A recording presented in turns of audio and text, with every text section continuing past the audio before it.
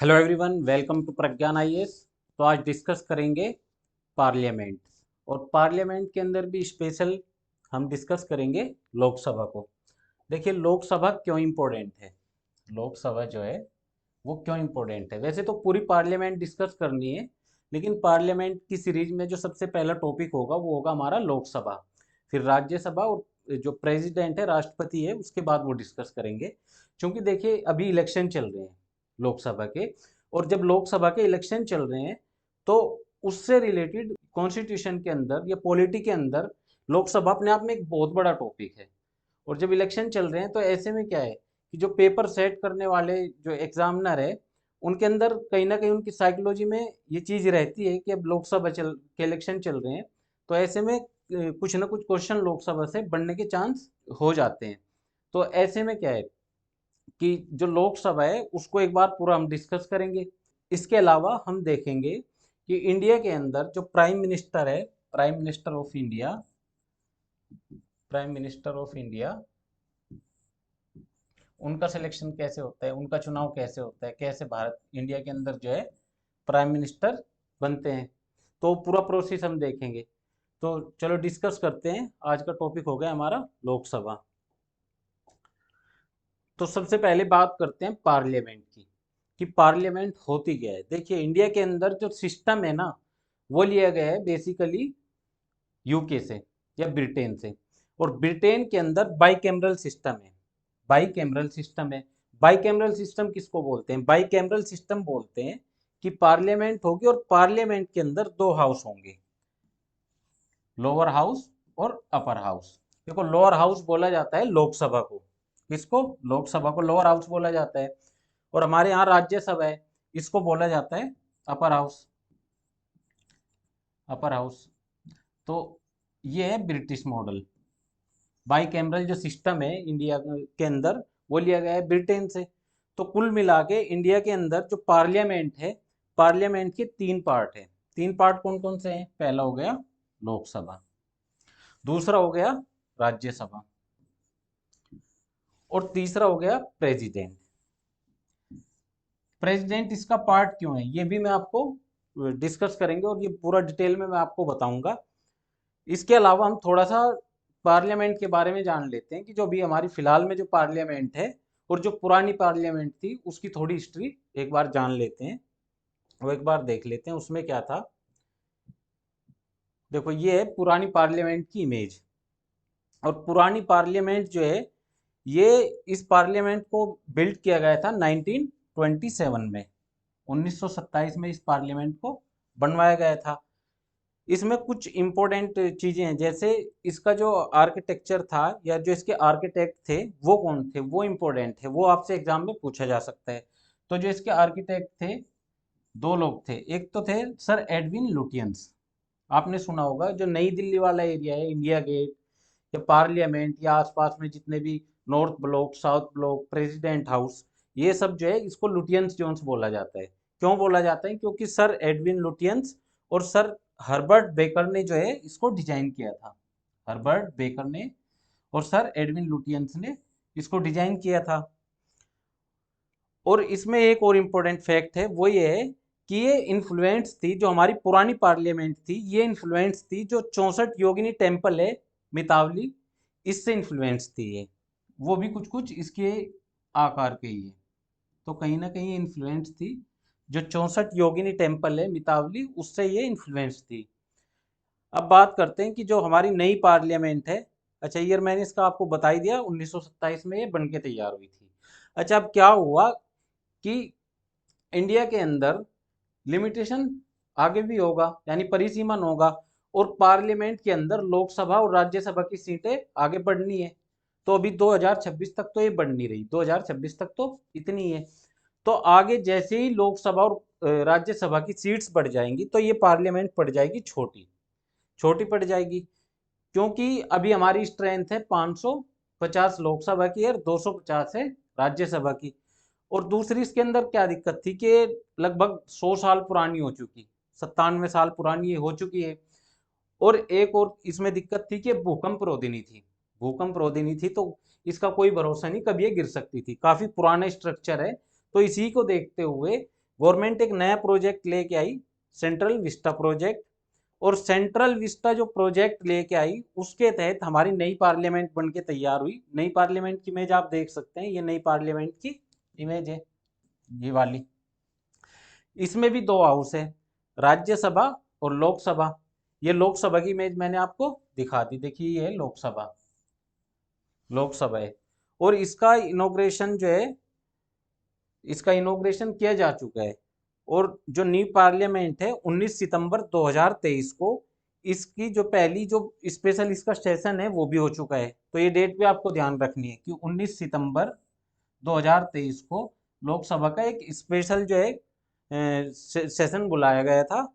और उसमें जो है एक बिल भी पास हुआ था उस टाइम, जो है जो 106 जो संविधान संशोधन है, 106 जो कॉन्स्टिट्यूशनल अमेंडमेंट एक्ट है, जो कि वुमेन के रिजर्वेशन से रिलेटेड है, वुमेन रिजर्वेशन से रिलेटेड है, वो बिल इसमें पास भी हो चुका है।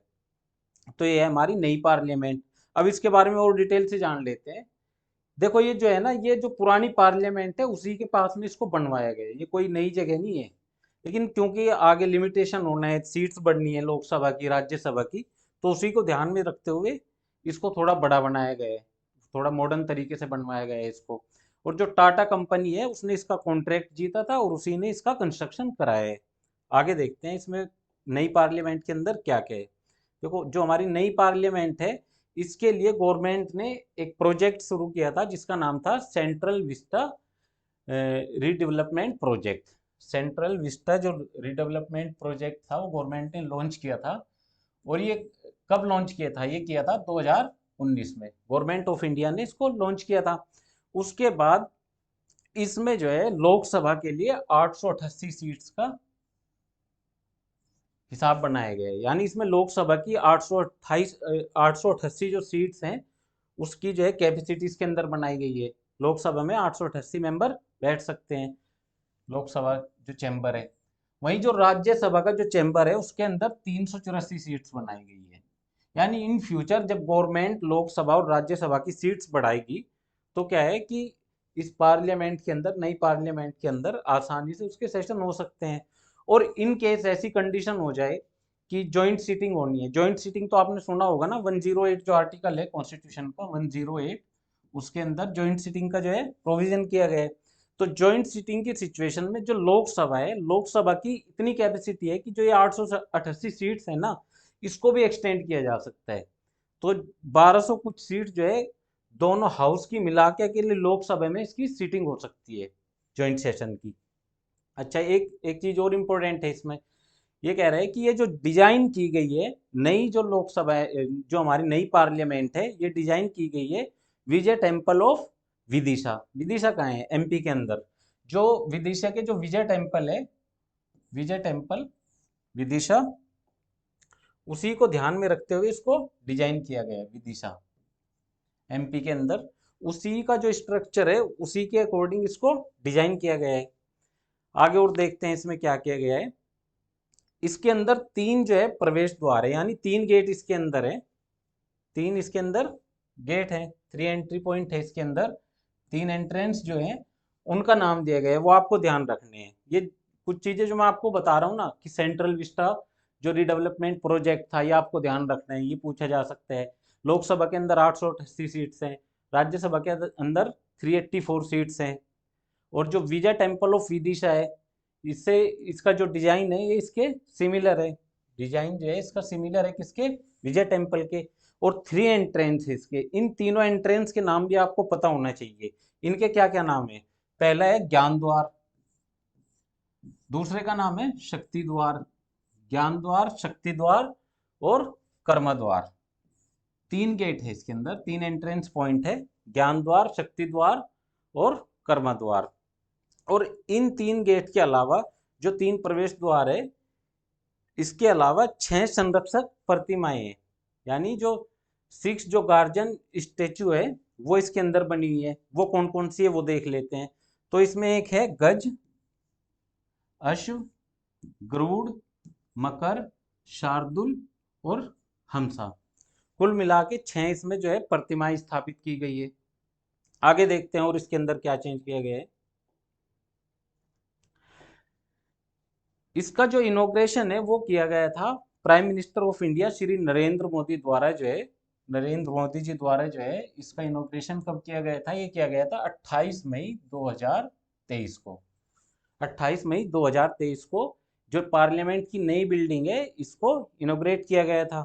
उसके बाद जो इनॉग्रेशन सेरेमनी थी, इनॉग्रेशन सेरेमनी के अंदर एक स्पेशल काम हुआ, और वो क्या था कि जब इसका उद्घाटन हो रहा था तो उद्घाटन के एक भाग के रूप में जो है एक तमिल परंपरा है, तमिल तमिल परंपरा को जो है फॉलो करते हुए इसके अंदर जो अधीनम पुजारी है वहाँ के तमिल के जो अधीनम पुजारी है, उन्होंने पीएम जो मोदी है उनको एक सेंगोल भेंट किया।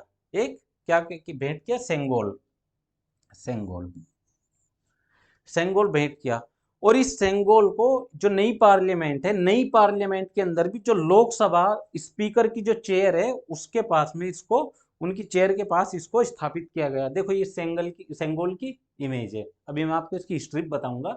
ये सेंगोल है, ये पूरा जो है सेंगोल है। नीचे इसमें एक लकड़ी लगी हुई है, लकड़ी का इसमें एक हत्था टाइप का बना हुआ है। ऊपर जो सेंगोल है, सेंगोल जो बेसिकली सिल्वर या चांदी जो होता है ना उसका बना हुआ है, लेकिन उसके ऊपर गोल्ड की परत चढ़ाई गई है, गोल्ड से इसको कोटेड किया गया है। और सबसे ऊपर जो है इसके ऊपर देखो, ये इसके ऊपर की इमेज मैंने ली है, सबसे ऊपर इस पे नंदी की इमेज बनाई गई है। नंदी की इसके अंदर इमेज बनाई गई है, जो कि न्याय और इसके संगठन का प्रतीक है, जो नंदी है। तो उसकी इसमें प्रतिमा ली गई है। देखो जो सेंगोल है, ये इसकी हिस्ट्री क्या रही है कि जब इंडिया को जब फ्रीडम मिली 1947 में, तो 14 अगस्त 1947 को जो तमिल मठ के जो लोग थे, मंदिर के जो पुजारी लोग थे, उन्होंने उस टाइम के प्राइम मिनिस्टर नेहरू के पास इस सेंगोल को भेजा था। भेजा किस लिए था? भेजा इसलिए था कि वो चाह रहे थे कि इस सेंगोल को भारत की जो स्वतंत्रता है उसके रूप में इसको पार्लियामेंट के अंदर रखा जाए, क्योंकि ये भारत की संस्कृति या हिंदू धर्म की जो संस्कृति थी उसको ये संजोए हुए था। लेकिन नेहरू ने क्या किया कि इसको उनसे ले तो लिया, लेकिन इसको वहां से उन्होंने इलाहाबाद के अंदर एक संग्रहालय है उसके अंदर इसको भेज दिया, और 70 सालों तक ये वहीं पे रखा रहा।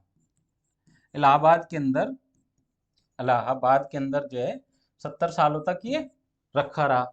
लेकिन जब नई पार्लियामेंट का इनॉग्रेशन हुआ 28 मई 2023 को, उस टाइम पीएम नरेंद्र मोदी ने जो है इसको फिर से मंगाया और इसको लोकसभा स्पीकर की चेयर के पास में इसको सेट करवा दिया। कुछ इस तरह की इसकी इमेज है। आगे बात करते हैं। देखो सेंगोल से भी क्वेश्चन पूछा जा सकता है, क्योंकि सेंगोल कहीं ना कहीं जो आर्ट एंड कल्चर का पार्ट है, यूपीएससी के अंदर, स्टेट पीसीएस के अंदर एक प्रॉपर सिलेबस दिया गया है, तो सेंगोल के बारे में भी पूछा जा सकता है। ये पार्लियामेंट मैंने आपको बता दिया, और ये भी अपने आप में एक क्वेश्चन है, ये भी क्वेश्चन पूछा जाता है कि पार्लियामेंट के अंदर कौन कौन इंक्लूड होता है? लोकसभा, राज्यसभा और प्रेसिडेंट ऑफ इंडिया, ये पार्लियामेंट हो गई। आगे बात करते हैं। मैंने आपको बताया था कि जो प्रेसिडेंट ऑफ इंडिया है, प्रेसिडेंट है, राष्ट्रपति है, वो पार्लियामेंट का पार्ट क्यों है? ये इंपॉर्टेंट है कि ये पार्ट होना, इसका हमें जानना चाहिए कि इनको राष्ट्रपति को इसका पार्ट क्यों बोला जाता है। देखो कोई भी काम पार्लियामेंट के अंदर ना प्रेसिडेंट के बिना अधूरा है। वो किस लिए? वो जानते हैं। कोई भी बिल अगर पार्लियामेंट के अंदर आया तो जब तक उसको प्रेसिडेंट का कंसेंट नहीं मिलेगा, यानी without the consent of president, जब तक उसको प्रेसिडेंट का कंसेंट नहीं मिलेगा तब तक वो बिल जो है कोई लॉ नहीं बनेगा। It can not be made law, यानी वो बिल तब तक जो है लॉ नहीं बनेगा जब तक उसको प्रेसिडेंट का जो है कंसेंट नहीं मिलेगा। तो यही छोटी छोटी चीजें हैं जो आपको ध्यान रखनी है एग्जाम के लिए। एग्जाम में ऐसी बातें आपसे पूछी जाएगी कि जो प्रेसिडेंट है वो पार्लियामेंट का पार्ट क्यों है, और उनमें से कुछ गलत और कुछ सही जो है ऑप्शन आपके सामने डाल दिए जाएंगे। तो पहले तो हो गया कि उसकी कंसेंट के बिना, जब तक कोई भी बिल जो है, जब तक प्रेसिडेंट की कंसेंट उसको नहीं मिलेगी तब तक वो लॉ नहीं बनेगा। दूसरा है कि जो प्रेसिडेंट है उनके पास एक पावर होती है, और वो पावर क्या है कि जो पावर है टू समन और adjourn both house of the parliament and address both house. यानी जो प्रेसिडेंट ऑफ इंडिया है वो समन और एडजन कर सकते हैं दोनों हाउस को। हिंदी में आप इसको समझ लीजिए कि जो दोनों हाउस है इनको बुला सकते हैं, इनकी मीटिंग बुला सकते हैं, इनको स्थगित कर सकते हैं। देखो, लोकसभा तो जो है परमानेंट डिसोल्व हो सकती है, लेकिन राज्यसभा नहीं हो सकती। लेकिन इनके जो सेशन चलते हैं वो एडजर्न हो सकते हैं दोनों के। और दूसरा कह रहे हैं कि इसको ये संबोधित कर सकते हैं प्रेसिडेंट। प्रेसिडेंट के पास पावर होती है पार्लियामेंट को संबोधित करने की, तो इसलिए भी वो इसका पार्ट हुए। आगे देखते हैं कि जब भी कोई नया इलेक्शन होता है, 5 साल में लोकसभा का इलेक्शन होता है, तो हर 5 साल में जब लोकसभा का इलेक्शन जब होता है तो उसकी जो पहली मीटिंग होती है, उस टाइम जो पहला सेशन होगा उसको ये संबोधित करते हैं प्रेसिडेंट। और हर साल नए सेशन पे जो है इसको संबोधित करते हैं पार्लियामेंट को। तो जब कोई नया इलेक्शन हो के नई गवर्नमेंट फॉर्म होती है तब इसको जो है संबोधित करते हैं, एड्रेस करते हैं इसको। Address addresses parliament at the first session after each general election, है ना। किसी भी जनरल इलेक्शन के बाद जो है इसको एड्रेस करते हैं। और दूसरा जो है हर एक साल के पहले सेशन पे जो है इसको एड्रेस करते हैं। एक कारण नहीं हुआ। फिर लास्ट वाला देखते हैं कि जो प्रेसिडेंट ऑफ इंडिया है, जब संसद सत्र नहीं चल रहा हो तो राष्ट्रपति के पास अध्यादेश जारी करने की पावर होती है। यानी आर्टिकल 123 आपने पढ़ा होगा। प्रेसिडेंट के पास एक पावर होती है ऑर्डिनेंस की, ऑर्डिनेंस की। और इस ऑर्डिनेंस की पावर में क्या होता है कि आर्टिकल 123 के तहत वो जो है कि कोई भी अगर कोई लॉ बनाना है तो वो ऑर्डिनेंस के थ्रू बन सकता है, बशर्ते कि वो 368 से रिलेटेड ना हो। ठीक है। तो जब कोई सेशन ना चल रहा हो तो ऐसी सिचुएशन में ऑर्डिनेंस के द्वारा कोई कानून बनाया जा सकता है। तो इसलिए जो पार्लियामेंट है, प्रेसिडेंट उसके पार्ट है, ये इन बातों से साबित होता है। ये आपको ध्यान रखनी है। आगे बात करते हैं।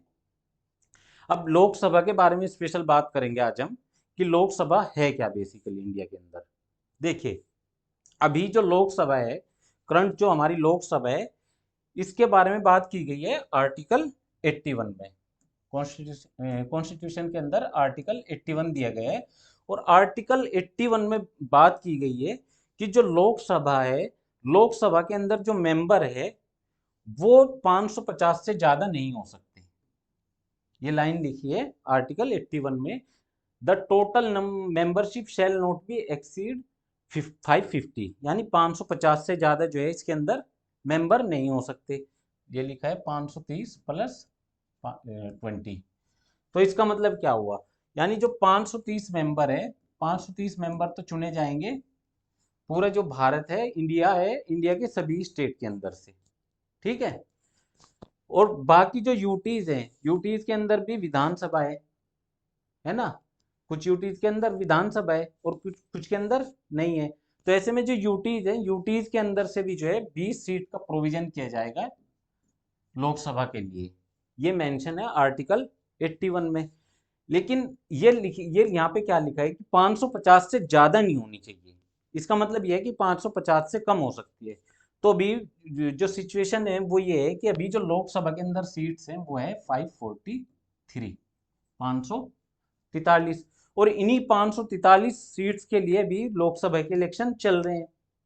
तो ऐसे में जो 272 सीट जो लेके आएगी पार्टी, जो पार्टी 272 का जो आंकड़ा है इसको पार करेगी या इसको छू लेगी, वो पार्टी सरकार बनाने में कामयाब रहेगी। कि जब 272 कोई पार्टी जो है 272 सीट्स लेके आ गई, तो उसी पार्टी का एक मेंबर जो है वो प्राइम मिनिस्टर जो है अपॉइंट होगा। तो ऐसे प्राइम मिनिस्टर अपॉइंट होते हैं। अब ये भी जरूरी नहीं कि जो प्राइम मिनिस्टर होगा कि वो लोकसभा का ही मेंबर होना चाहिए या राज्यसभा का ही मेंबर होना चाहिए। मतलब 6 महीने तक तो अगर इन दोनों हाउस में से किसी हाउस का मेंबर ना होना, तब भी कोई व्यक्ति जो है वो प्राइम मिनिस्टर चुना जा सकता है। लेकिन 6 महीने के अंदर उसे किसी एक हाउस की उसके पास मेंबरशिप होनी चाहिए। हाँ, प्राइम मिनिस्टर जो है वो लोकसभा से भी हो सकता है और राज्यसभा से भी हो सकता है। आगे बात करते हैं इसमें कि जो 104वां जो संविधान संशोधन था कॉन्स्टिट्यूशन के अंदर, जो 104 जो कॉन्स्टिट्यूशनल अमेंडमेंट हुआ था, उससे एक प्रोविजन ये किया गया कि जो दो लोकसभा मेंबर जो है जिनको प्रेसिडेंट अपॉइंट करते थे, और वे रिलेटेड किससे होते थे, एंग्लो इंडियन, एंग्लो इंडियन जो कम्युनिटी है उससे रिलेटेड 2 मेंबर जो होते थे उनके अपॉइंट करने का प्रोविजन था कॉन्स्टिट्यूशन के अंदर। अब क्या है कि 104वां जो संविधान संशोधन हुआ, अब इससे जो है इन 2 मेंबर को अपॉइंट करने का जो प्रोविजन था इसको खत्म कर दिया गया कॉन्स्टिट्यूशन के अंदर से। तो एक नया चेंज ये है। आगे बात करते हैं इसके इलेक्शन के बारे में। तो जो इसका ड्यूरेशन होता है और इसका डिसोल्यूशन होता है उसकी बात कर लेते हैं। अब देखो यहाँ पे ना कुछ चीजें ऐसी आएंगी कि कुछ तो ऐसी चीजें हैं जो कॉन्स्टिट्यूशन से रिलेटेड है और कुछ ऐसी चीजें हैं जो आरपीए एक्ट 1951 से रिलेटेड है। तो एग्जाम के अंदर होता क्या है कि एग्जाम के अंदर आपसे जो है पूछी जाएंगी कॉन्स्टिट्यूशन वाली चीजें, और ऑप्शन में जो है आपके सामने स्टेटमेंट होगा क्या कि ये आरपी एक्ट से रिलेटेड है, या आरपी एक्ट वाली दे दी जाएंगी और आपसे कॉन्स्टिट्यूशन का स्टेटमेंट डाल के जो है आपको कंफ्यूज किया जाएगा। तो इसकी जो ड्यूरेशन है ना, और इसका डिसोल्यूशन है, ये है आर्टिकल 83 टू में। ये एक बार देख लेते हैं 83 टू में क्या है। ये कह रहा है कि जो लोकसभा है उसकी टर्म होगी 5 साल, यानी 5 साल के जो लिए जो है लोकसभा का गठन किया जाएगा। और कब से इसकी जो पहली मीटिंग होती है, इसकी पहली मीटिंग से 5 साल के लिए जो है इसका गठन होता है। लेकिन अगर नेशनल इमरजेंसी की सिचुएशन हो, नेशनल इमरजेंसी की सिचुएशन के अंदर क्या होगा कि नॉर्मली जहां इसका कार्यकाल 5 साल का होता है, इसके कार्यकाल को जो है 6-6 महीने के लिए 1 साल तक जो है 1-1 साल करके ऐसे इसको बढ़ाया जा सकता है। आगे कह रहा है कि जो प्रेसिडेंट ऑफ इंडिया है, प्रेसिडेंट ऑफ इंडिया, ये बात ध्यान से सुनना, ऐसे ही स्टेटमेंट पेपर के अंदर आते हैं कि जो प्रेसिडेंट ऑफ इंडिया है वो प्राइम मिनिस्टर के कंसेंट पे जो है इसको डिसोल्व कर सकते हैं। The president may on the advice of the prime minister dissolve it before expiry of 5 years, यानी 5 साल से पहले भी इसको डिसोल्व किया जा सकता है। करता कौन है, करते प्रेसिडेंट ऑफ इंडिया है। और किसके एडवाइस पे करते हैं, प्राइम मिनिस्टर की एडवाइस पे। एक सिचुएशन ऐसी भी हो सकती है कि जब मान लो गवर्नमेंट बन गई, किसी पार्टी के पास 272 सीट्स आ गई, लेकिन उसमें क्या है कि उसके 2/3 मेंबर टूट के जो है किसी दूसरी पार्टी में चले जाएं या अलग हो जाए, और ऐसे में किसी के पास जो है मेजोरिटी ना बचे, तो ऐसी सिचुएशन में क्या है कि प्रेसिडेंट के अंदर पावर होते हैं कि वो देखे कि अब कोई पार्टी जो है, कोई सत्तारूढ़ दल जो है सरकार बनाने के काबिल नहीं बचा है, तो ऐसे में क्या है कि वो प्रेसिडेंट इसको डिसोल्व कर सकता है। तो एक सिचुएशन ये आर्टिकल 83 टू में दिया गया है। आगे बात करते हैं इससे रिलेटेड, इसमें क्वालिफिकेशन क्या होनी चाहिए। देखिए ये आपको भी जानना चाहिए कि सपोज करो आपको इंडिया का प्राइम मिनिस्टर बनना है, तो इंडिया एक एक सवाल ये भी होता है कि इंडिया का प्राइम मिनिस्टर बनने के लिए मिनिमम एज कितनी होनी चाहिए। तो जो क्वालिफिकेशन ऑफ मेंबर्स है ये दी गई है आर्टिकल 84 के अंदर। आर्टिकल 84 के अंदर कॉन्स्टिट्यूशन के अंदर मेंशन है क्वालिफिकेशन ऑफ मेंबर। जो लोकसभा के लिए इलेक्शन लड़ने के लिए जो क्वालिफिकेशन है according to constitution of India, वो है कि वो पर्सन जो है, वो व्यक्ति जो है सिटीजन ऑफ इंडिया होना चाहिए, यानी भारत का नागरिक होना चाहिए। और दूसरा आधार है कि उसकी एज 25 साल से कम नहीं होनी चाहिए। एज जो है 25 साल से कम नहीं होनी चाहिए। तो आप देख लो, आप में से जो 25 साल का हो चुका है वो इस बार इलेक्शन लड़ो, लोकसभा का इलेक्शन लड़के जो है प्राइम मिनिस्टर बनो फिर इंडिया के। तो 25 साल जिसकी एज हो और इंडिया का सिटीजन हो, तो ये 2 आधार होते हैं। फिर कभी किसी को ये लगे कि किसी जाति या किसी स्पेशल धर्म के लोग जो है वो प्राइम मिनिस्टर नहीं बन सकते, ऐसा कुछ प्रोविजन कॉन्स्टिट्यूशन के अंदर नहीं है। और जो आरपीए एक्ट है उसके अंदर भी ऐसा कोई प्रोविजन नहीं है कि कौन नहीं बन सकता है। लेकिन बस एक सिचुएशन है कि उसको इंडिया का सिटीजन होना चाहिए, दूसरा उसकी एज 25 साल होनी चाहिए। अब उसका धर्म क्या है, उसकी जाति क्या है, उसका सेक्स क्या है, मेल है, फीमेल है, थर्ड जेंडर है, ये कुछ भी मैटर नहीं करता। बस मैटर करता है कि 25 साल एज होनी चाहिए, यानी वो लोकसभा का मेंबर होना चाहिए। या राज्यसभा का मेंबर होने के लिए एज कितनी चाहिए, 30 साल होनी चाहिए। और अगर ये दोनों भी नहीं है, मान लो वो ना लोकसभा का मेंबर है ना राज्यसभा का मेंबर है, और उसको प्राइम मिनिस्टर उसको बना दिया, तब 6 महीने के अंदर जो है उसको लोकसभा या राज्यसभा की जो सीट्स है वो अपनी बुक कर लेनी चाहिए।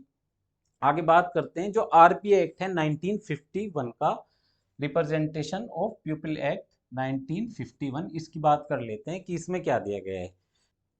यानी कोई व्यक्ति अगर लोकसभा के इलेक्शन लड़ना चाहते हैं तो पूरे के इंडिया के अंदर कहीं ना कहीं उसको रजिस्टर्ड होना चाहिए, एज ए वोटर उसको रजिस्टर्ड होना चाहिए, है ना। अब यहाँ आपको कंफ्यूज कैसे किया जाएगा, मैं अब बताता हूँ। एग्जाम के अंदर ये वाला स्टेटमेंट डाला जाएगा और बोला जाएगा कि कॉन्स्टिट्यूशन के अंदर ऐसा मेंशन है कि उसको जो है भारत के किसी क्षेत्र का जो है वोटर होना चाहिए, लेकिन ये कॉन्स्टिट्यूशन की बात नहीं है, ये बात है आरपी एक्ट की। ठीक है, ये कुछ चीजें आपको ध्यान रखनी है। फिर दूसरा कह रहा है कि जो रिजर्व जो सीट होती है ना, रिजर्व सीट से केवल जो एससी और एसटी है उससे रिलेटेड व्यक्ति होना चाहिए।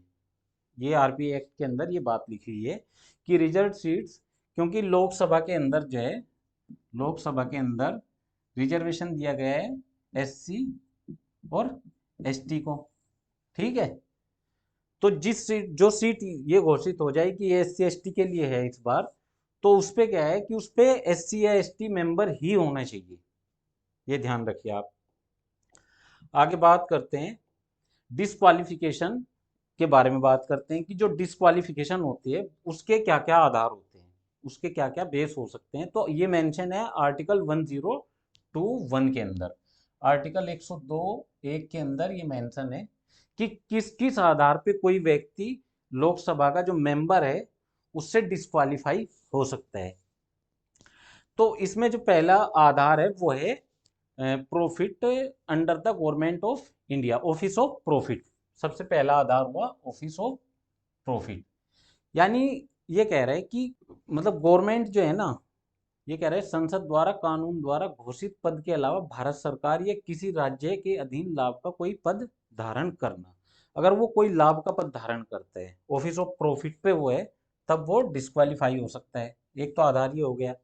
दूसरा आधार है कि अगर उसकी वो मेंटली अनसाउंड है और ऐसा वो डिक्लेयर किया जाता है, यानी मानसिक रूप से अस्वस्थ है और न्यायालय द्वारा ऐसा उसको घोषित किया जा चुका है, तो ऐसी सिचुएशन में क्या है कि वो जो है मेंबर नहीं रहेगा। तीसरा आधार है तीसरा आधार है इसका डिस्चार्ज बैंकक्रप्ट, यानी उसको अगर दिवालिया घोषित कर दिया गया हो तो ऐसी सिचुएशन में भी क्या है कि वो लोकसभा का मेंबर नहीं रहेगा।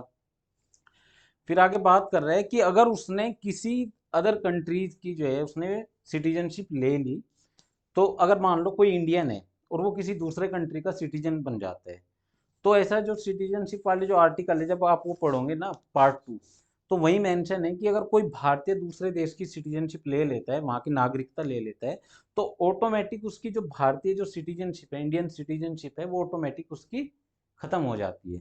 तो ऐसे में क्या है, जब इंडिया का वो सिटीजन ही नहीं बचा तो उसका वो मेंबर भी नहीं बचेगा लोकसभा का। तो एक आधार इसका ये हो गया। ठीक है, और अगर पार्लियामेंट ने कोई ऐसा कानून बना दिया जिसके आधार पे वो अयोग्य साबित हो गया या डिस्क्वालीफाई हो गया, तो एक आधार ये हो सकता है।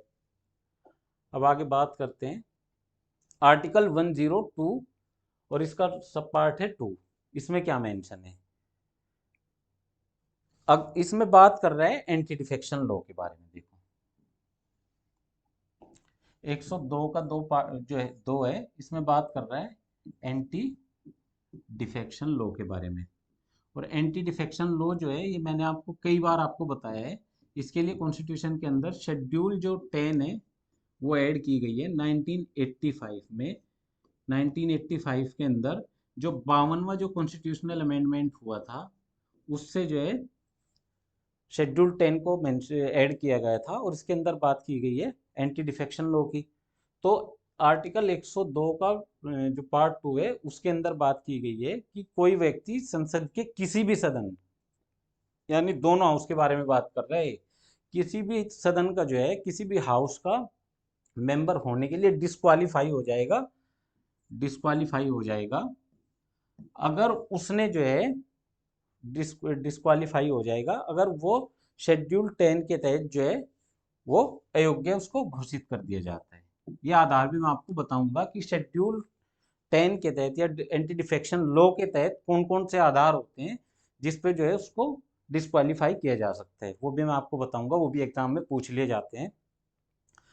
एक आर्टिकल 103 में भी इसके बारे में बात की गई है, और 103 क्या बात करता है कि अगर ऐसी सिचुएशन आ जाए कि कोई मेंबर डिस्क्वालीफाई है या नहीं है, मतलब उस पे ऐसा सवाल आ जाए, तो इससे रिलेटेड जो इसका मतलब जो डिसीजन इसका लेंगे वो लेंगे प्रेसिडेंट ऑफ इंडिया, राष्ट्रपति इसके बारे में निर्णय लेंगे। लेकिन उससे पहले वो जो इलेक्शन कमीशन ऑफ इंडिया है, ईसीआई से वो डिस्कस करेंगे, ठीक है, डिस्कस करे जाएंगे, और उनका जो डिसीजन होगा वही फाइनल होगा, ठीक है, decision shall be final. Disqualification से रिलेटेड मतलब जो अंतिम निर्णय होगा, वो राष्ट्रपति जो है इलेक्शन कमीशन से राय लेके वही अंतिम उसका निर्णय होगा। आगे बात करते हैं आरपी एक्ट 1951 के क्या क्या आधार ऐसे हैं जिससे कोई मेंबर डिस्क्वालीफाई हो जाएगा, वो एक बार देख लेते हैं।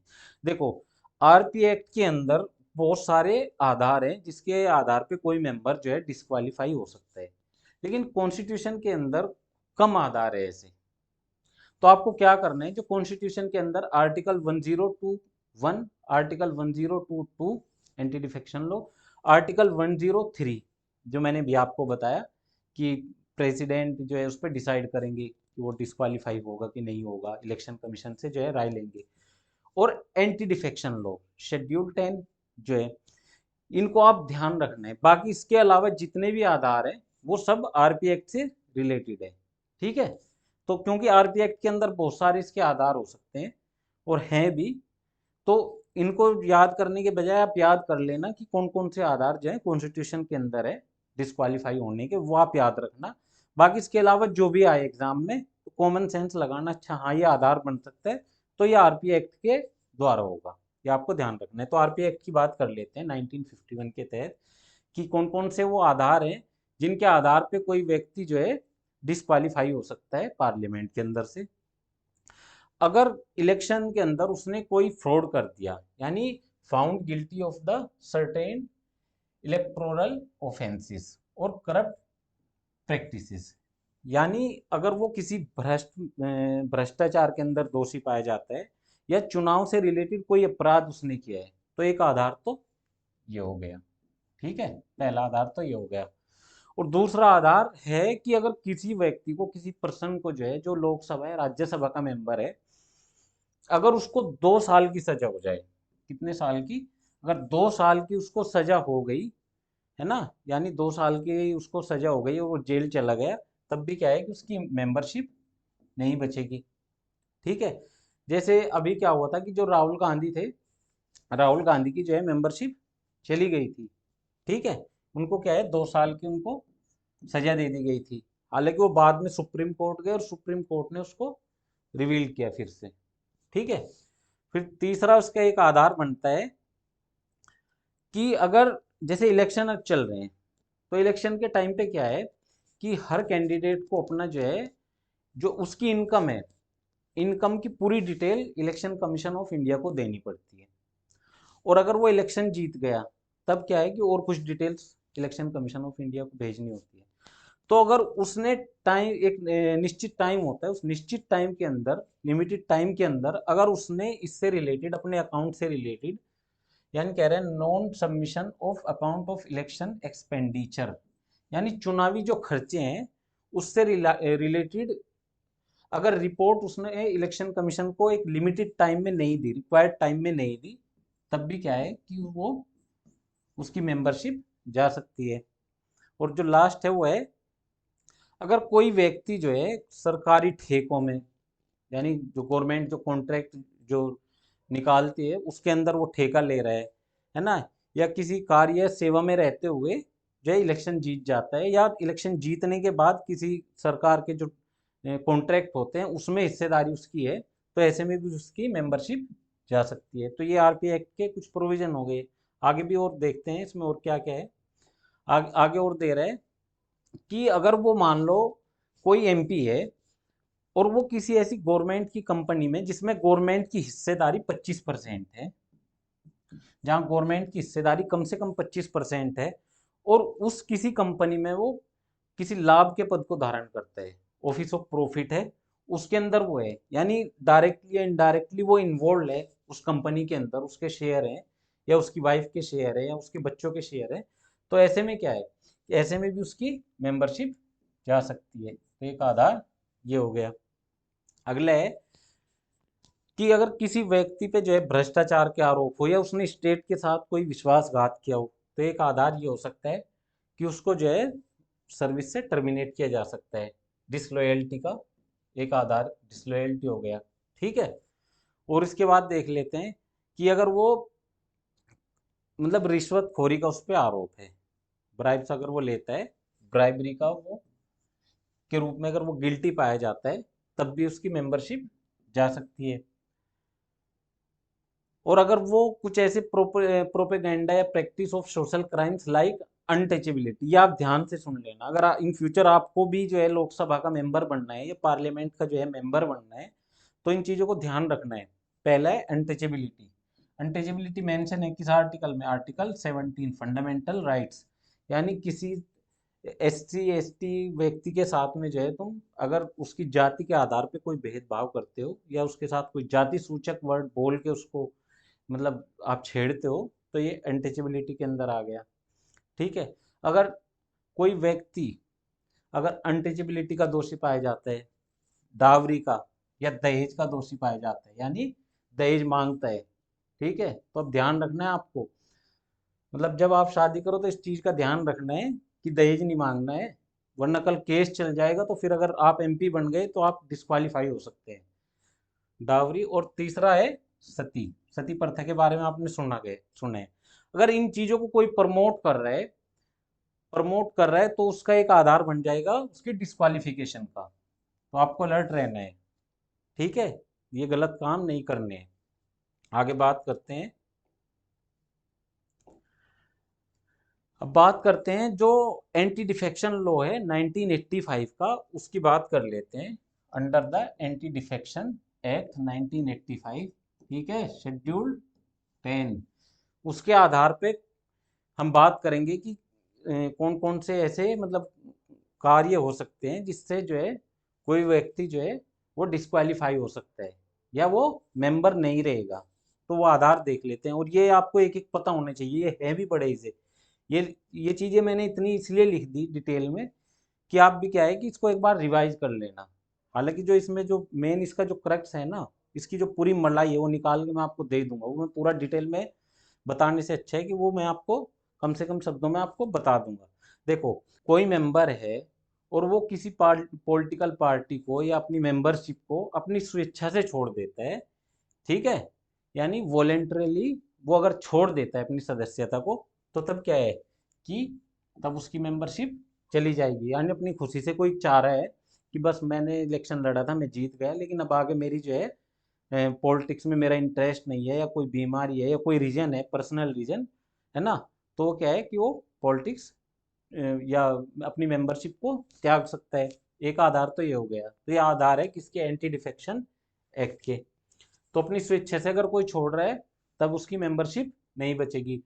दूसरा आधार है इसका कि जैसे सपोज करो कि कोई मेंबर जो है कांग्रेस का है या समाजवादी पार्टी का है, बसपा का, किसी भी पॉलिटिकल पार्टी का आप ले सकते हैं एग्जाम्पल में, और प्रेसिडेंट के इलेक्शन चल रहे हैं, ठीक है, प्रेसिडेंट के छोड़ो, मतलब लोकसभा के अंदर कोई बिल भी आ रहा है, लो इसी का एग्जाम्पल हम ले लेते हैं कि लोकसभा के अंदर कोई बिल है और उस पर वोटिंग होनी है, तो अंदर क्या है कि हर पार्टी का एक व्हीप होता है, ठीक है, जो सब पे ध्यान रखता है कि किसको वोट डालनी है किसको नहीं डालनी, और उसको ऑर्डर मिला कि जो है वोट जो है हमें इसके अपोजिट में डालनी है, और उसने क्या किया कि अपनी जो पार्टी है उसके अगेंस्ट वोट डाल दिया, तो ऐसे में भी क्या है कि उसकी मेंबरशिप चली जाएगी। ठीक है। यानी किसी भी हाउस के अंदर उसको वोट डालनी है तो अपनी पार्टी के अकॉर्डिंग डालनी है, जैसा उसको पार्टी बोल रही है, ठीक है, तो ऐसे में मेंबरशिप जा सकती है। एक तीसरा आधार है कि कोई कुछ कुछ लोग ऐसे होते हैं कि निर्दलीय या इंडिपेंडेंट जो है इलेक्शन जीत जाते हैं, लोकसभा के भी विधानसभा के भी, और ये ऐसे आधार हैं ये विधानसभा पे भी लागू होते हैं। जो स्टेट के जो इलेक्शन होते हैं स्टेट असेंबलीज के जो इलेक्शन होते हैं, ये सारे के सारे आधार एज इट इज जो है उस पर भी लागू होते हैं। ठीक है, तो अगर कोई मेंबर निर्दलीय या इंडिपेंडेंटली जो है वो इलेक्ट हो गया लोकसभा में या राज्यसभा में, और उसने क्या किया कि बाद में उसने किसी पॉलिटिकल पार्टी को ज्वाइन कर लिया, किसी पॉलिटिकल पार्टी को उसने ज्वाइन कर लिया। जैसे सपोज करिए कि आप लोग ही जो है लोकसभा के मेंबर बन गए और बन गए इंडिपेंडेंटली, और कल आपका मन हुआ कि यार मैं तो अकेला हूँ, मैं इंडिपेंडेंट हूँ, तो अच्छा है किसी पॉलिटिकल पार्टी को ज्वाइन कर लेता हूँ बनने के बाद, तो कि उससे कुछ फायदा हो जाएगा मुझे, या मेरे एरिया में कुछ फायदा हो जाएगा कि जो करंट गवर्नमेंट है उससे जुड़ जाता हूँ, तो उससे क्या है कि मैं अपने एरिया में कुछ डेवलपमेंट करा सकता हूँ। तो ऐसे में क्या है कि अगर आप किसी पॉलिटिकल पार्टी के साथ जुड़ जाते हैं या रजिस्टर्ड ये उसकी सदस्यता ले लेते हैं, तो ऐसे में क्या है कि आप डिस्क्वालीफाई हो जाएंगे। एक आधार इसका ये हो गया। हालांकि आप सपोर्ट कर सकते हैं उसको बाहर से, लेकिन उसके आप मेंबर नहीं बन सकते किसी पॉलिटिकल पार्टी के, या उसको ज्वाइन नहीं कर सकते। ठीक है, फिर आगे बात करते हैं।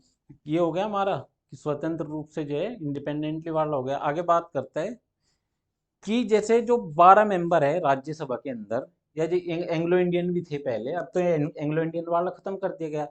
जो 12 मेंबर जो नॉमिनेट होते हैं राज्यसभा के अंदर, उन नॉमिनेटेड मेंबर ने अगर पहले 6 महीने के अंदर, यानी जब नॉमिनेट हुए, नॉमिनेट होने के 6 महीने के अंदर अगर उन्होंने किसी पॉलिटिकल पार्टी को ज्वाइन कर लिया तो कोई बात नहीं।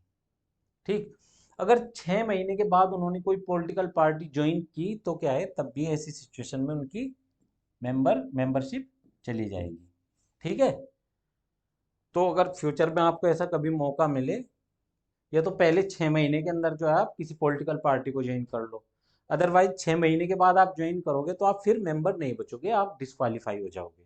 ठीक है, और एक आखिर में कि जो डिस्क्वालिफिकेशन का जो क्वेश्चन है उसको डिसाइड कौन करेगा, ये देख लेते हैं। क्वेश्चन ऑफ डिस्क्वालिफिकेशन ये डिसाइड किया जाएगा, जो राज्यसभा है राज्यसभा के अंदर it to be decided by the chairman in the case of Rajya Sabha, है ना। यानी जो राज्यसभा के चेयरमैन है वो राज्यसभा के अंदर डिसाइड करेंगे, और जो लोकसभा स्पीकर है वो लोकसभा के अंदर इसको डिसाइड करेंगे। ठीक है, किसको, जो एंटी लिफेक्शन लॉ से रिलेटेड जितनी भी ये बातें मैंने आपको बताई हैं, इन सबको डिसाइड करेंगे speaker in the case of Lok Sabha, और राज्यसभा में जो है चेयरमैन इसको डिसाइड करेंगे। और एक चीज मैं आपको बता दूं, ये जो जितना ये डिसाइड कर रहे हैं ना दोनों, इसका जुडिशियल रिव्यू भी हो सकता है, इसका भी जुडिशियल रिव्यू हो सकता है। ठीक है, ऐसा ना हो कि किसी को गलत फंसा के जो है उसकी मेंबरशिप खत्म कर दी जाए। तो इसलिए अगर मान लो किसी के साथ गलत हो रहा है तो वो कोर्ट जा सकता है और इसका जुडिशियल रिव्यू किया जा सकता है, यह आपको ध्यान रखना है। आगे बात करते हैं।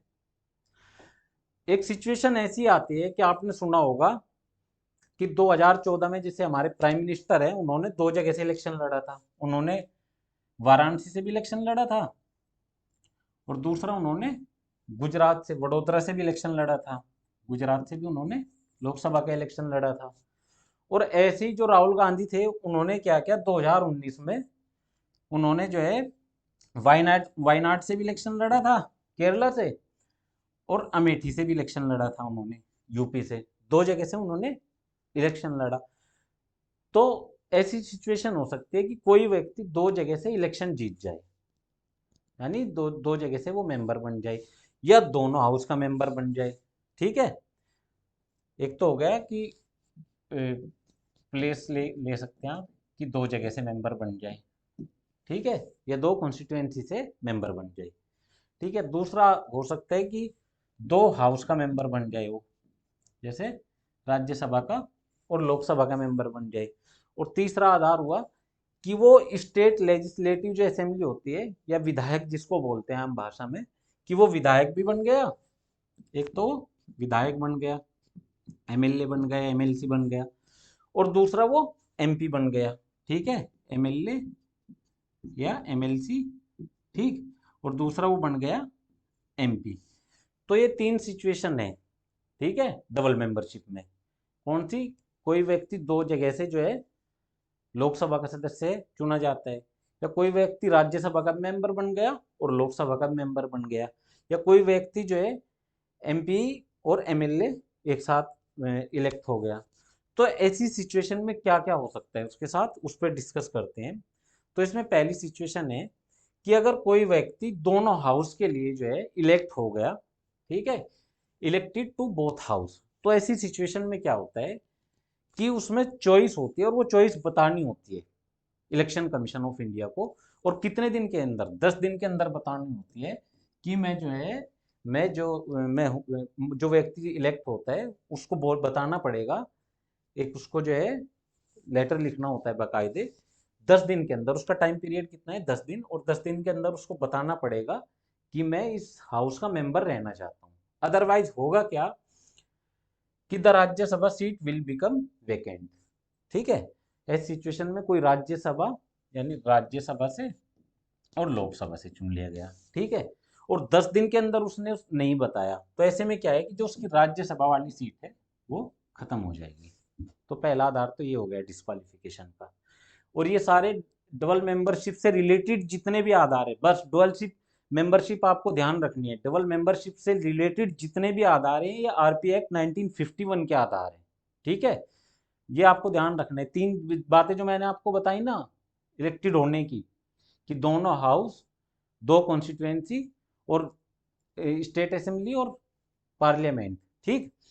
अगर ऐसे में जो डबल मेंबरशिप है वो रिलेटेड किससे है? आरपी एक्ट 1951 से। इसमें ज़्यादा सोचना नहीं है आपको, ठीक है। तो पहला आधार हो गया हमारा कि अगर दोनों हाउस का वो सदस्य बन जाए, तो उसको अगर 10 दिन के अंदर उसने नहीं बताया तो उसकी मेंबरशिप चली जाएगी कहाँ से? राज्यसभा से। ये भी ध्यान रखना है कि जो सदस्यता है वो जाएगी राज्यसभा से। और दूसरा आधार है कि अगर कोई मौजूदा सदस्य दूसरे सदन के लिए चुना जाता है तो पहले सदन की सीट खाली हो जाती है, ठीक है। मान लो कोई व्यक्ति लोकसभा का जो है मेंबर था, यानी एमपी था, और उसे अपॉइंट उसको वो चुना गया राज्यसभा में, तो क्या है कि अब उसकी लोकसभा वाली मेंबरशिप चली जाएगी, ठीक। आगे बात करते हैं, अगर 2 जगह से जीत जाए, वो 2 कॉन्स्टिट्यूएंसी से अगर वो जीत जाए, इफ इलेक्टेड 2 सीट्स, ठीक। जैसे मोदी जी जीते थे, वो गुजरात से भी जीत गए थे और यूपी वाराणसी से भी वो जीत गए थे। तो ऐसे में क्या है कि यदि एक के लिए विकल्प का प्रयोग नहीं किया जाता तो दोनों सदनें रिक्त हो जाती है, ठीक है। तो ऐसे में भी क्या है कि जो इलेक्शन कमीशन ऑफ इंडिया है उसको बताना पड़ता है कि मैं फला सीट से जो है मेंबर रहना चाहता हूँ, ठीक है। मान लो एक सीट ये है ए और एक सीट बी है, दोनों जगह से कोई व्यक्ति जीत गया। तो ऐसे में क्या है कि उसको इलेक्शन कमीशन को बताना पड़ेगा कि मैं ये सीट पे जो है एमपी बने रहना चाहता हूँ, तो उसकी बी सीट खत्म कर दी जाएगी वहाँ। फिर बाद में इलेक्शन होंगे, बाईपोल होंगे वहाँ पे।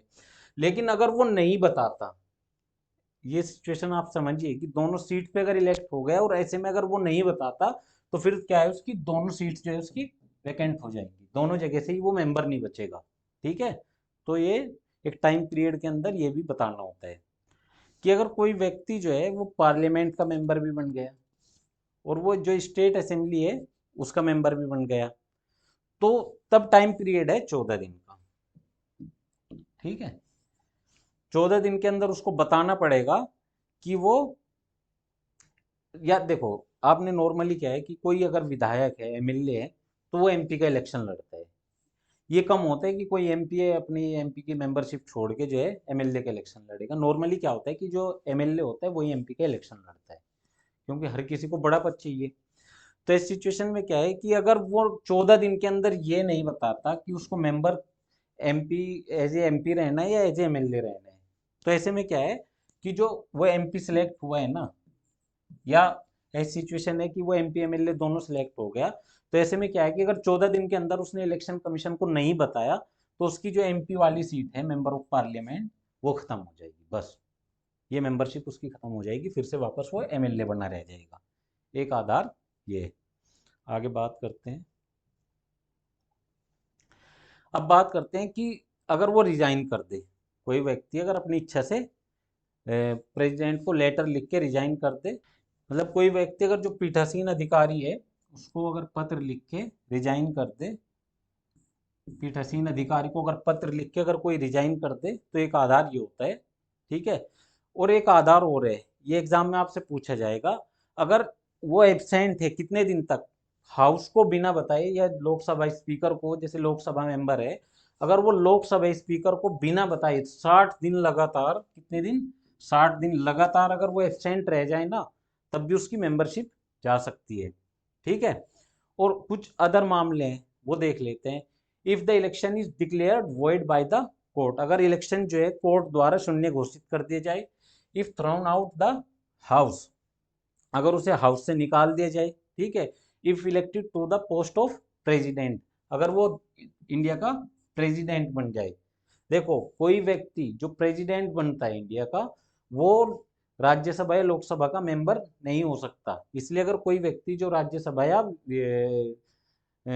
लोकसभा का अगर मेंबर है और वो प्रेसिडेंट इलेक्ट हो गया, तो वो क्या है कि उसकी मेंबरशिप खत्म हो जाएगी। If appointed to the post of governor, अगर वो गवर्नर बन गया।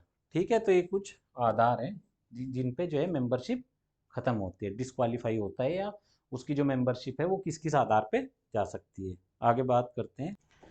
अब बात करते हैं कि जो पीठासीन अधिकारी होता है, प्रिजाइडिंग जो ऑफिसर होता है, उसके बारे में बात करते हैं। ये कौन होते हैं? देखो आर्टिकल 93 जो है वो बात करता है कि लोकसभा के अंदर इलेक्ट किसको किया जाएगा? स्पीकर, स्पीकर और डिप्टी स्पीकर जो होता है।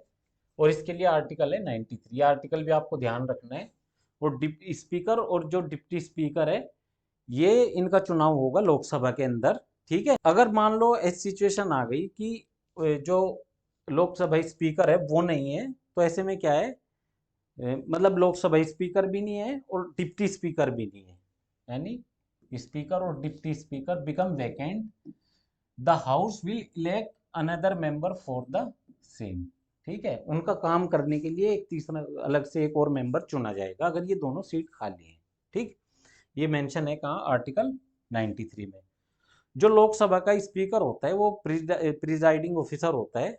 ठीक है, और लोकसभा भंग होने के बाद, जैसे अभी की सिचुएशन क्या है कि अभी जैसे ही आचार संहिता लगी, मॉडल कोड ऑफ कंडक्ट लगा, तो ऐसे में क्या है कि अब जो लोकसभा है हमारी वो भंग हो गई।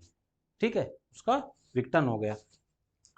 तो ऐसे में जो लोकसभा स्पीकर है वो कब तक अपने पद पे बना रहेगा? जब तक जो नई लोकसभा है, नई लोकसभा जो है जब तक वो नहीं बन जाती, तब तक क्या है कि जो पुराना जो लोकसभा स्पीकर है वो अपने पद पे बना रहेगा। लेकिन जैसे ही नई लोकसभा का गठन होगा, नई लोकसभा में एक प्रोटर्म स्पीकर चुना जाएगा, प्रोटर्म स्पीकर एक चुना जाएगा। ठीक है, पहली मीटिंग के लिए।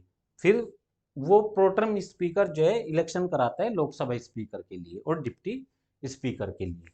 ठीक है, आगे बात कर रहे हैं कि जो लोकसभा स्पीकर जब एब्सेंट हो, ऐसे में जो डिप्टी स्पीकर है वो उसके रिलेटेड जितने भी काम है वो करेगा, यानी जो बैठक है, जो सेशन है, उनकी जो अध्यक्षता है वो करेगा कौन? Deputy speaker. अब बात करते हैं आर्टिकल 94 की। आर्टिकल 94 क्या बात करते हैं? जो स्पीकर और डिप्टी स्पीकर है उनको रिमूव कैसे किया जाता है? रिमूव किया जाता है कि लोकसभा, यानी सीधा सीधा कह रहा है कि सदन के सभी तत्कालीन सदस्यों के बहुमत से पारित लोकसभा के एक प्रस्ताव द्वारा अध्यक्ष और उपाध्यक्ष को पद से हटाया जा सकता है। ठीक है, यानी आर्टिकल 94 में इसको हटाने की बात की गई है। और 93 इसके अपॉइंटमेंट के, इसके चुनाव की बात करता है कि इसका चुनाव कैसे होता है। और लोकसभा स्पीकर होना चाहिए, एक डिप्टी स्पीकर होना चाहिए लोकसभा के अंदर। देखो तो आज की क्लास में जो नॉर्मली मोटी मोटी जो पार्लियामेंट की फ्रेमिंग थी वो मैंने आपको बता दी। ठीक है, पार्लियामेंट मैंने आपको बता दी कि पार्लियामेंट क्या है। ठीक, लोकसभा हो गई, राज्यसभा हो गई और प्रेसिडेंट ऑफ इंडिया हो गई, ये मिलके बन गए पार्लियामेंट। तो जितने मैंने आपको डिस्क्वालिफिकेशन के जो प्रोविजन बताए ना, वो मैंने लोकसभा के तो बताए, साथ में मैंने आपको राज्यसभा के बता दिए। और जो स्टेट असेंबली होती है, स्टेट असेंबली या एमपी, जो एमएलए एमएलसी होते हैं, उनकी डिस्क्वालिफिकेशन के आधार भी ऑलमोस्ट यही है। ठीक है, एक मैंने आपको बताया कि जो प्रेसिडेंट है वो क्यों पार्लियामेंट का पार्ट होते हैं, वो मैंने आपको पूरा बता दिया। एक मैंने आपको बताया कि जो प्राइम मिनिस्टर ऑफ इंडिया है वो कैसे अपॉइंट होते हैं, ठीक है। हमारी जो लोकसभा है उसको कैसे विघटित किया जा सकता है, कैसे उसको डिसोल्व किया जाता है, वो पावर किसके पास है, प्रेसिडेंट प्रेसिडेंट का क्या रोल होता है, प्राइम मिनिस्टर का क्या रोल होता है, ठीक है। तो कुल मिला के इस टॉपिक के अंदर लोकसभा का जो टॉपिक है इतना मैंने आपको बता दिया। जो बता दिया उसको आपने एक बार ध्यान से पढ़ लिया ना, ठीक है। इसके बाद मुझे नहीं लगता यूपीएससी कितना भी गहरा क्वेश्चन आपसे पूछ ले आप गलत कर पाओगे। बस आपको ध्यान रखना है कि आरपी एक्ट से रिलेटेड कौन सा है, कॉन्स्टिट्यूशन से रिलेटेड कौन सा है, और एंटी डिफेक्शन लॉ से रिलेटेड या शेड्यूल 10 से रिलेटेड कौन सा है, ये आपको ध्यान रखना है। बाकी आधार आपको सारे पता होंगे, लेकिन आप कहाँ कंफ्यूज कर जाओगे कि कौन सा आरपी एक्ट का है, कौन सा एंटी डिफेक्शन लॉ का है, और कौन सा जो है कॉन्स्टिट्यूशन का है। तो वो आप एक बार उसको उसकी फ्रेमिंग दिमाग में एक बार कर लेना। तो आज की क्लास में इतना ही। बाकी राज्यसभा और जो प्रेसिडेंट ऑफ इंडिया है उसकी क्लास आगे लेके मैं आऊँगा। तब तक के लिए थैंक यू।